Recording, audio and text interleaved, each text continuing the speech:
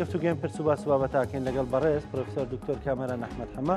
بەڕێزان پسپۆڕی یابووری مامۆستایزان کۆن. دکتۆر سڵاو لێبێ بەخێراتی. سڵاو لێوەش زۆر سپاس. بەخێر بێ دکتۆر ڕەنگە ئێستا کە قساکەین بۆ وڵاتیان بڵێن کاریگەری دواکەوتنی موچە لەسەر بازار خەڵک یەکسەر خۆی بڵێ لەسەر گیرفانمان لەسەر هەموو کەسێک دەرکەوتووە لە ڕووی ئابووریەوە ئەم دواکەوتنە ئایا هەرم دوو سێ ڕۆژەیە بۆ نمونە دوو بەیانی موچە بێ ئیتر تەواو کۆتایی بە کاریگەریەکانی دێیان کاریگەریەکانی چی لە ڕووی ئابووریەوە؟ سەرەتا سپاس بۆ دیمانەیە و دەستان خۆش بێ و باشە کەن چەند زیاتر جەخت و چڕکردنەوەی میدیایی لەسەر ئەم بابەتە بکرێت چونکە کەمە ڕاستیەکەیە هەموو خەڵک وەیە زانی وایەن بۆ ئەچوون کە لایەنە سیاسیەکان کاروبارە سیاسیەکان حیزبەکان ئەوانە هەمویان ئەوانە گرنگترن لە ئابووری سیاست دەیبا بەڕێوە خۆی لە وڵاتی ئێمە قسەی ڕاستە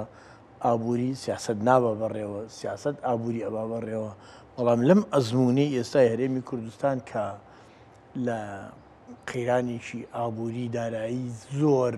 خینکێنەرە خۆیە بینێتەوە بۆی ئەو گرفتانەی کە هەموو هەوڵاتی و بەڕێستان و کوردێگەی زانێت دروست بووە ئەو ڕاستیە سەلمێنرا کە کراوەی ئابووری و ڕەفاهیەت و بەختەوەری ئابووریە سیاسەتە تۆکمەکان دروست دەکا و وا ئەکات حیز بە فەرمانڕەواکان بمێننەوە و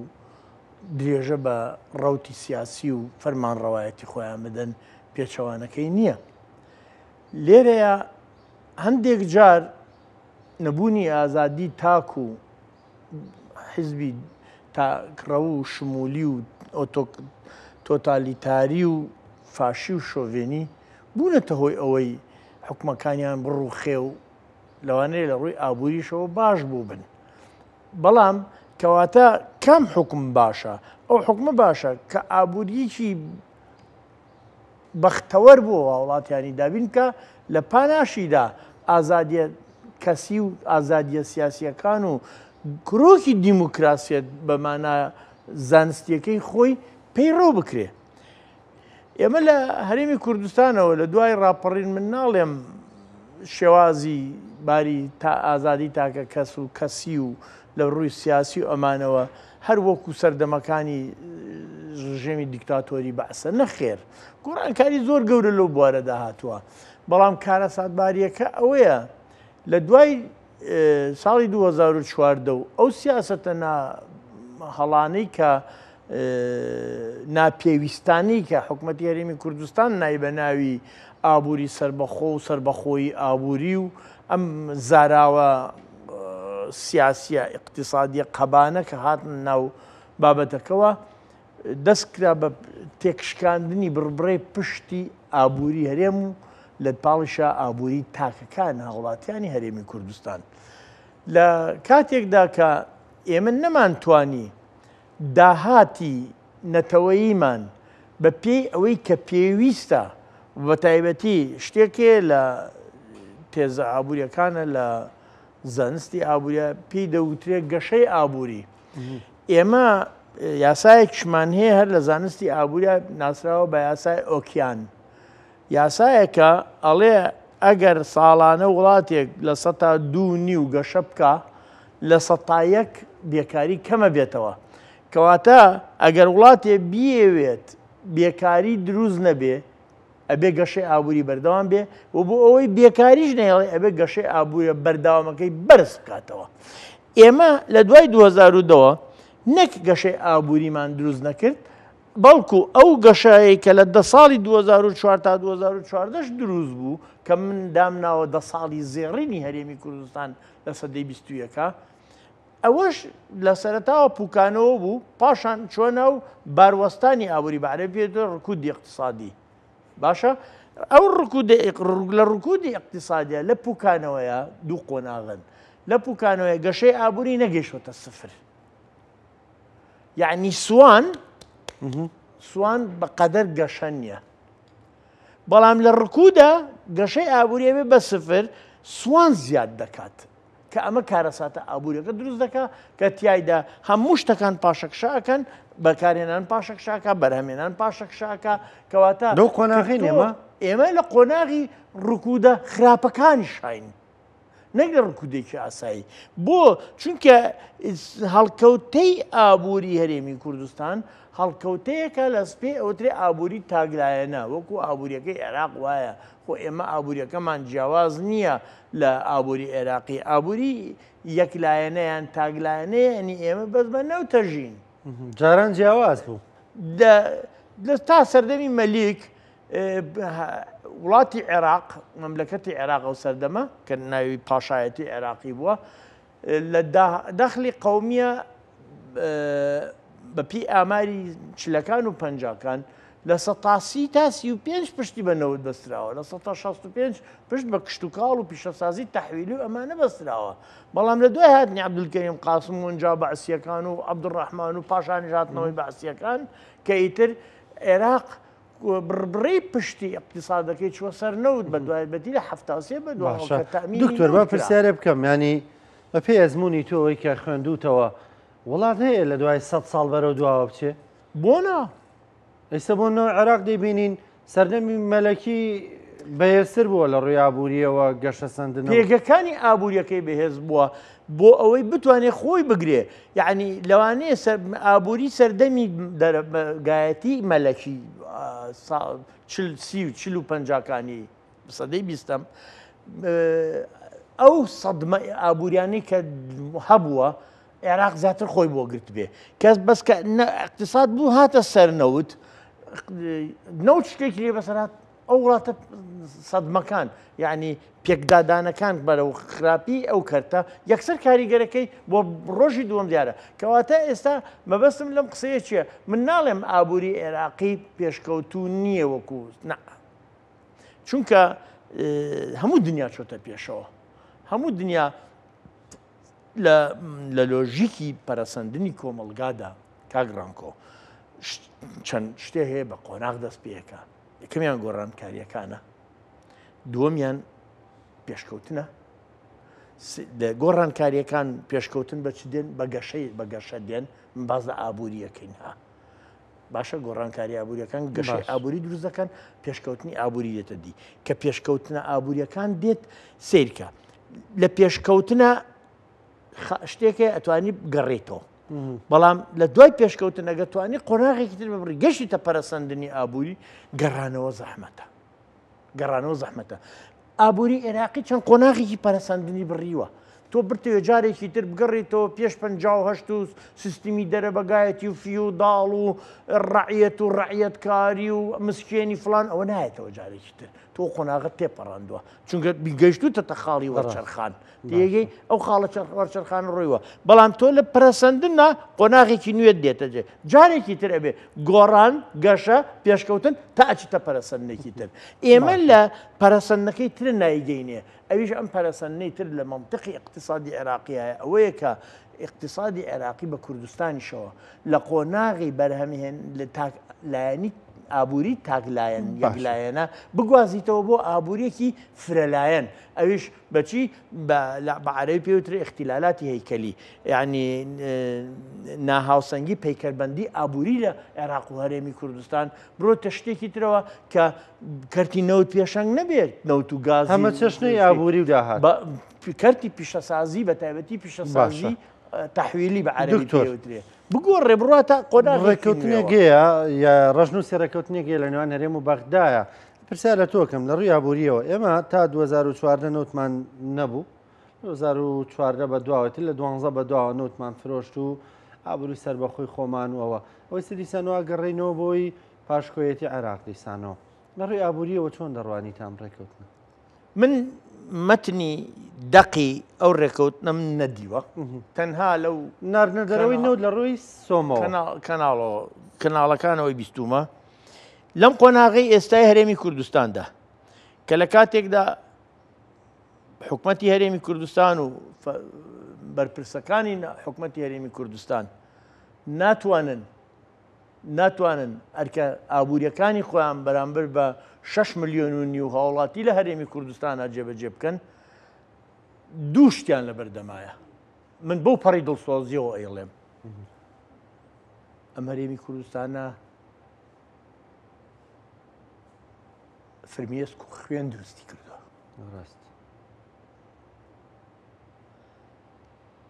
پێویستە وەکو دڵمان بیپارێزین بەڵام هەرێمی کوردستان پیرۆزە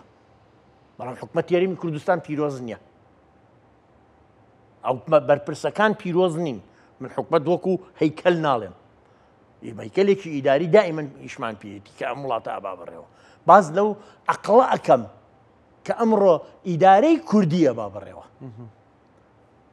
پێویستە لەم قۆناغی ئێستایە ئاخر پەخشی KNN شەوەکەی بە لەگەڵ کاک ئاودێرا قسەمە کرد پێم وت 3 جار لەسەرێک پێم وت پێویستە حکومەتی هەرێمی کوردستان دووبارەیەکەمە من ڕەشنووسەکەم هەمووی نەدیوە بەس ئاوا بیستومە بەس ئەوەی کە بیستومە بۆ قۆناغی ئێستا بۆ هاوڵاتیانی هەرێمی کوردستان شتێکی زۆر باشە نەک باشە و بۆمانەوەی حکومەتی هەرێمی کوردستان و ڕزگاربوونی حکومەتی هەرێمی کوردستان لە مردن زۆر باشە چونکە بەڕاستی ئیمڕۆ نازانم 65 بەرگەی 2 مانگ 3 مانگی تر ناگرێت خاوەنی قسەی خۆمم تۆماری یەکەن ئێستا ئەم قسەی من تۆمارەکەن ئێوە خەڵکی هەرێمی کوردستان دانانی شێ بە دیار کەس پەڕەسیێلکە نییە بە مێشولەی ئاسمان بژی کۆی کاتەوە بیخوا زۆرینەی خەڵک پارە لە گیرفانیان نەماوە باشەوە من موچە خۆرێکم فەرمانبەرێکم لە زانکۆی سلێمانی وەک هەر بە ڕێزێکی تر موچە وەرەگرم لەم 1,200,000 فەرمانبەرەی کە هەیە بە هەموو ئانواعەکانیەوە باشە کاک ڕانکۆ شتێ هەیە پێڵێن قەرز ئیدی برا خۆمی بێم لای جەنابەت تۆبی پارە و پێبی بۆی بە قەرز بمەیتێ تۆ لە من خراپتری ئەو بە ڕێزەی تر لە من خراپتر من لەوەکی تر خراپترم یعنی دەواازەی قەرزیش نەماوە تا بڵێم من نەتوانم بڵێم باشە شتمە فرۆشم شێ لێم بکڕێ ئەم قەیرانێکی ئێستا کوردستانی تێکەوتووە قفڵبوونی اقتصادە قفڵبوونی ئابووری هەرێمی کوردستانە چ لە ڕووی بەرهەمهێنانەوە چ لە ڕووی بەکارهێنانەوە خۆ بەرهەمهێنان بە تەنیا هەموو شتێک نییە دائیمەن مرۆڤ لەوەتای کە مرۆڤ دروست بووە اقتصاد بەرهەمهێنان و بەکارهێنان دروستی کردووە یعنی عەرز و تەڵەب دروستی کردووە باشە لە بینی عەرز و تەڵەبە چالاکیەکانی تر دێنە ئاراوە و تەکمیلە ئەبن و ئەم ژیانە ئابووریە دروست بووە کە ئێستا لە سەطحی دنیادا هەیە بەڕێزم کە لە بەرام ئێستا لە ئەزمەی اقتصادی 1933 کە دوایی جۆن ماینەرد کینز کتێبەکەی دەرکرد لە 1936 سعر الفائدة والنقود وسعر الفائدة والتشغيل والاستخدام الكامل للاستخدام الكامل أما ئەم کتێبە سەرمایەداری ڕزگار کرد بە حکومەتی بەریتانی وت کاکە ئەمڕۆ کرێکارەکان بەرە چاڵێکیان پێڵ کەنە پارەیان بەرێ بەیانیش ئەو چاڵیان پێ پڕکەرەوە پارەیان بەرێ ینی خۆی شەکە هیچ استیفادەی نیەوە نییە بەڵام مەبدەئێک هەیە لە سیستمی سەرمایەداریدا نابێ هەر ئەوە پارە بدەی بە خەڵک ئیشێکی پێ بکە بۆی هەست بکات کە ئەمە کارێکەکە و کارێکەکە پارەیە دەیتێ خۆ هیچ کەسێکی شێت نەبووە چاڵێکم ئەمڕۆ پێڵکەنە بەیانی پێم پڕکاتەوە نا بەس مەبەست چییە کەواتە ماینەرد کینز وتی کاکە ئەبێ خواست دروست بکرێ تەڵەبی کولی خواستی هەمووکی ئەگریگەیت دیمان دروست بکرێ ئەوێش بە بوونی پارە لە بازارە لە 145 دەستی ئیشکەری ئەمریکی بێئیش بووە لە 1933 ماینەرد کینز ڕزگاری باشە لێرێ ئێستا ئێمە دەستی هیچ ئامارێکی ڕاست نیشتە لەم عێراقەوە وەڵیان لە عێراقدا هەرێمی کوردستان هیچ کەسێ بە تەواوەتی نازانێت لە سەتا چەندی دانیشتوان ئەوانەی لە تەمەنی کارکردنن ئێستا بێ ئیشە یەکێڵە لە 14 یەکێڵە لە 16 یا کاکە خۆی ڕێگە پێدانی سروشتی لە زانستی ئابووریدا کە ئەوە پێ دەوترێ البەطالە الطبیعیە ینی بێکاری سروشتی کە هەندێک کەس خۆی تااقەتی نێیش بکە ئەڵێ لە 103 بۆ لە 104 دانیشتوانین هێز دەستی ئیشکەر ینی دەستی ئیشکەر چێە 15 بۆ 65 بە پێی لایحەی نەتەوەیە گرتوەکان لەم تەمەنەیە ئەوانەی کە توانێت کاریان هەیە بە دوای کارێکە ئەگەڕێن بە پارەیەکی دیاریکراوە بە کرەیەکی دیاریکراوە کاریان دەست ناکەوێت ئەوانە بێکارن ڕێژەکەی تا 3.5-4 سروشتیە لەوە زیاتر جاڵە دکتۆر. بە قەیران ئێمە من باوەڕم وایە ئەم دەقەی من قسە لەگەڵ ئێوە ئەکەم خۆزگا دەستگایەکی ئاماری بەهێزمان چەند دەستگای ئاماری ئەوەی سلێمانی لێرەوە من دەستخۆشیان لێ یەکەم یەکێکن باشن بە پێی ئەو باشە. هەڵکەوتی کە ئێستا لە کوردستان بەڵام ئەوانیش ئامارەکانیان بەو دەقیقیە نییە کە لە دنیادا هەیە. ینی ئەگەر بەو پێ بێ بە پێی ستانداردەکان ئێستا ڕاپرسێک بکەین لە نێو خەڵکدا سەرژمێریەک بکری ڕەنگە زۆربەی فەرمانبەران یاریمی کوردستان بکەونە خوار هێڵی هێژاریەوە. ئەگەر ئەوە لە بێکاریم باس کرد ئەوە بێکاری ئەنجێمەوە گەر هێڵی هێژاری باسکەین ئەوانە شیکە کاریان هەیە لە خوار هێڵی هێژا ینی بۆ هەژار نییە دوێنێ راپۆرتێکی هەڵام نەکردێ ڕوودا و بۆڵێ دەوری 50 کرێکار لە دەشتەکانی پێدەشتەکانی ناوچەی بەردەڕەش